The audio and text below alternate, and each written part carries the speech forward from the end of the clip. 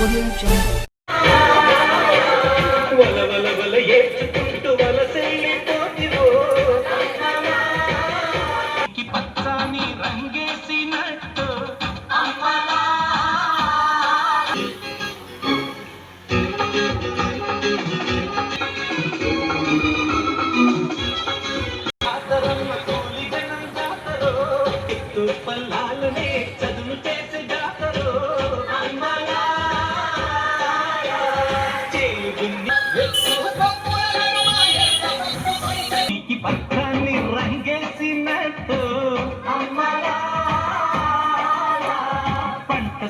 పెరగాలి ఓయమ్మలా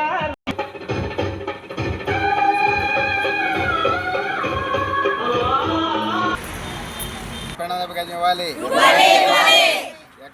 రైతులకి ఎకరానికి ₹1 ప్రణాళిక గజం ఇవ్వాలి. రైతు కూలీలు నెలకు ₹10,000 ఇవ్వాలి. రాజధాని రైతు కూలీలకి నెలకు ₹10,000 ఇవ్వాలి.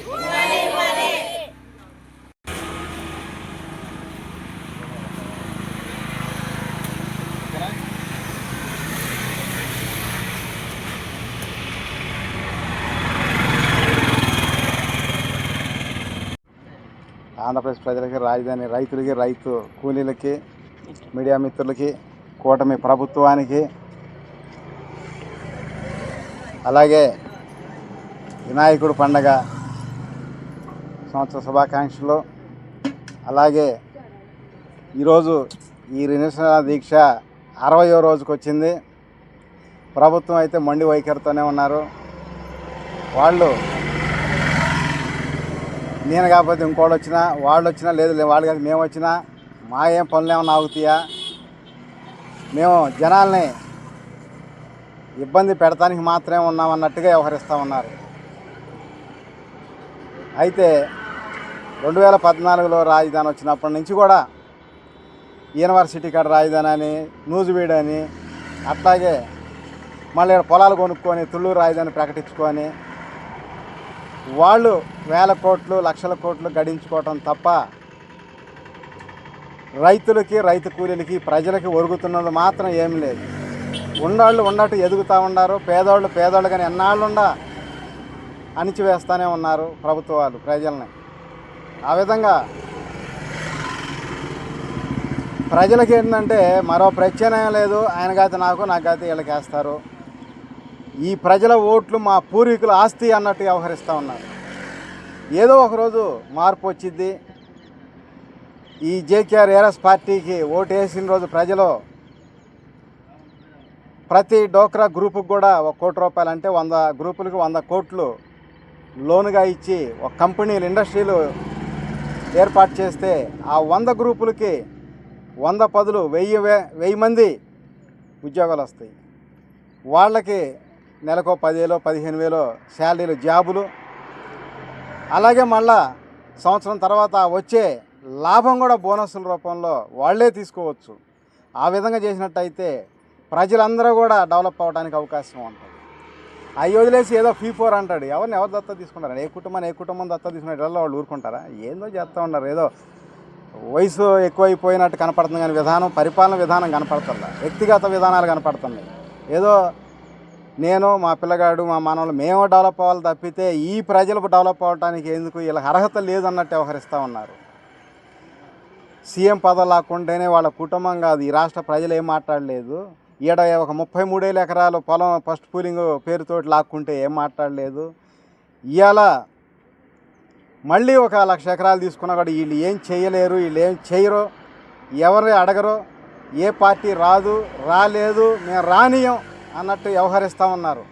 ఉండదు. మార్పు వచ్చింది ప్రజల్లో. మార్పు వచ్చిన రోజు ఇలాంటి ఆర్ఎస్ పార్టీ కొట్టేసి జేకేఆర్ లాంటి వాళ్ళని గెలిపిస్తే ప్రజలు గెలిచినట్టే. ప్రతి కుటుంబం 10 కోట్ల ఆస్తి పరులు అయినట్టే. అలాంటి రోజు ఒకటి వస్తుంది అని చెప్పి నేను బలంగా ఈ ప్రభుత్వానికి చెప్తున్నా. ఈ రాష్ట్ర ప్రజలకు కూడా సూచనలు ఇస్తా ఉన్నా. జనంలో మార్పు రావాలి. ఎప్పుడు ప్రజలు పేదోళ్ళగానే మిగిలిపోయి ఉండాళ్ళుగానే అవుతూ ఉన్నారు. అందుకని చెప్పి మీ బతుకులు మారాలంటే, మీరు బాగుపడాలంటే ఓటు మార్చుకొని వేసుకోవాల్సిన అవసరం వచ్చింది.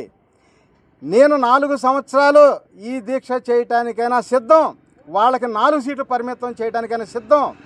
ప్రతి కుటుంబాన్ని రాష్ట్రంలో 10 కోట్ల ఆస్తి పరులు చేయటానికి మాత్రం సిద్ధం. నేను అదే దిశగా పోరాటం చేస్తూ ఉన్నాను. రాజకీయం కూడా పార్టీ అదే దిశగా నడుపుతాము. అందరిని కలుపుకొని సినిమా యాక్టర్లు కూడా మొన్నగడ చేయడం జరిగింది. అలాగే ఇంకా పారిశ్రామికవేత్తలను కలుపుకొని ఏ విధంగా అయితే ప్రజలను డెవలప్ చేయొచ్చు, ఏ విధంగా అయితే ఈ రాష్ట్రాన్ని డెవలప్ చేయొచ్చు ఆ విధంగా చేసుకొని ముందుకు వెళ్దాము. ఎందుకంటే మనం ఈ రాజధాని విషయం ఒక్కటి చాలు. మనం ఉదాహరణ ప్రభుత్వం చేస్తున్న విధానాలు ఏంటి, వాళ్ళ స్వార్థం కోసం పొలాలు తీసుకోవటం, వాళ్ళ స్వార్థం కోసం ఇక్కడ రియల్ ఎస్టేట్ కూల్ చేయటం, మళ్ళీ ఈ చిన్న సన్నకారు రైతులందరి దగ్గర నుంచి తక్కువ కొనుక్కొని మళ్ళీ ఏదో ఒకటి కంపెనీ వచ్చింది ఆ దేశం నుంచి ఈ దేశం నుంచి వచ్చిందని చెప్తారు. చెప్పి వాళ్ళు హైప్ చేసుకొని మళ్ళీ వాళ్ళు అమ్ముకుంటారు. మళ్ళీ వాళ్ళు వేల కోట్లు లక్షల కోట్లు గడిస్తారు. ఈ రియల్ ఎస్టేట్ దోపిడీ రాజకీయం, దోపిడీ ప్రభుత్వాలు పోవాలంటే ప్రజలందరూ కూడా ఆలోచించి రేపు మనం మళ్ళీ 2029లో మనం ఓటేసుకొని ఏఆర్ఎస్ పార్టీని గెలిపించుకుంటే అందరం మనం దఫలవారీగా సీఎం పదవి ఇచ్చుకోవచ్చు. ప్రతి కుటుంబం 10 కోట్ల ఆస్తి పనులు చేసుకోవచ్చు. రాజధాని మాత్రం ఖచ్చితంగా కట్టరు. ఆయనకు అవసరం లేదు రియల్ ఎస్టేట్ చేసుకోవడం తప్పితే రాజధాని ఆయన కట్టడం. ఆయనతో పని అయింది, 4 బిల్డింగ్లు కట్టుకుంటే సరిపోయిద్ది. ఎవరికి వాళ్ళు డెవలప్ అయితే, ఎవరికి వాళ్ళు కన్స్ట్రక్షన్ చేసుకుంటే ఈ రాజధాని డెవలప్ అయింది. అంతేగాని ఆయన ఒక్కడే చేయాలి నేనంటే ఎప్పుడు నా ఒక్కడికే పేరు రావాలంటే ఎట్టొచ్చిద్ది? నా కుటుంబం నేనే బాగుపడాలంటే ఎలా డెవలప్ అయ్యిద్ది? అది కాదు. అందరికీ పర్మిషన్లు ఇచ్చేసి అందరు కన్స్ట్రక్షన్లు కానీ లేకపోతే ఫ్లాట్లు కానీ వేసుకోండి అంటే అప్పుడు డెవలప్ అయ్యిద్ది రాజధాని ప్రాంతం. అంతేగాని ప్రతిసారి గెలిచినప్పుడల్లా ఆపేయటం, మళ్ళీ ఎవరన్నా ఇంకొకళ్ళు వచ్చినప్పుడు 3 రాజధానులు అంటాం. ఈ ప్రాంతం మీద విచక్షత ప్రతి పార్టీ, ప్రతి నాయకుడు ఇక్కడ ఇబ్బందులకి పెడుతున్నారు తప్ప రైతుల్ని, ఈ రైతు కూలీల్ని, ఈ ప్రాంత ప్రజల్ని మంచి చేద్దాము అనే ఆలోచన మాత్రం ఎక్కడ కనపడతా ఉంది. అందుకని మేము బలంగా చెప్తా ఉన్నాం. మరి వీళ్ళేముంది, వీళ్ళ ఓట్లు మా పూర్వీకుల ఆస్తి అన్నట్టు వ్యవహరిస్తున్నారు నాయకులు. ఏదో ఒకరోజు మార్పు వచ్చిద్ది, మార్పు వచ్చినప్పుడు ఈ ఓట్లు మనలాంటి పార్టీలకు వేస్తారు. ఒకవేళ వాళ్ళు ఏదన్నా రాకపోతే ఇబ్బంది అని చెప్పి అనుకుంటున్నారు కానీ భయపడాల్సిన అవసరం ఏం లేదు. మేము అందరికీ 5,000 రూపాయల పెన్షన్ అని చెప్పి గతంలోనే చెప్పడం జరిగింది మన మేనిఫెస్టోలో. అలాగే మొన్న 2 పథకాలు కూడా మళ్ళీ మేనిఫెస్టోలో జడ్జ్ చేసాం. ఈరోజు మళ్ళీ ఆ 5,000తో పాటు చౌదరీస్కి 10,000 రూపాయలు చేస్తాం. ఎందుకంటే ఒకవేళ బాబు గారు ప్రభుత్వం రాకపోతే మనం ఏమైనా ఇబ్బందులు పడతాం, ఇబ్బంది పడాల్సిన అవసరం ఏమి లేదు. ఈ తరం కాదు, అన్ని తరాలు కూడా ఈ పేదలందరూ ఎస్సీ ఎస్టీ బీసీ మైనార్టీలు అండగా ఉండి మిమ్మల్ని కాపాడతారు తప్ప ఇబ్బంది ఏం లేదు. వీళ్ళందరికీ 5,000 రూపాయలు పెన్షన్ ఇచ్చిన ఒక చౌదరీస్కి మాత్రం 10,000 రూపాయలు పెన్షన్ ఇస్తామని చెప్పి నేను డిమాండ్గా చెప్తా ఉన్నాను. ఈ ప్రభుత్వానికి కూడా సూచిస్తూ ఉన్నా, ఈ ప్రజలకు సూచిస్తూ ఉన్నాను. ఎందుకంటే ఈ ప్రజలందరూ కూడా భయపడాల్సిన అవసరం లేదు. బాబు గారు ఒకవేళ రాకపోయినా మాకేమైనా అన్యాయం జరుగుద్ది అని ఆలోచించాల్సిన అవసరం లేదు. అందరికీ 5,000 ఇచ్చినా ఒక చౌదరీస్ మాత్రం 10,000 రూపాయల పెన్షన్ ఎందుకు ఇస్తున్నామంటే భరోసా కల్పిస్తున్నాం. అందరం కూడా అండదండగా ఉండి మీకు ఎటువంటి లోటుపాట్లు లేకుండా చూసుకుంటామని చెప్పి మేము మీకు చెప్పడం జరుగుతూ ఉంది, భరోసా ఇవ్వడం జరుగుతూ ఉంది. ఓకే, ఆ ప్రభుత్వం వాళ్ళ ఎస్ఆర్ఎం కాలేజీ, విట్ కాలేజీకి అంటున్నారు.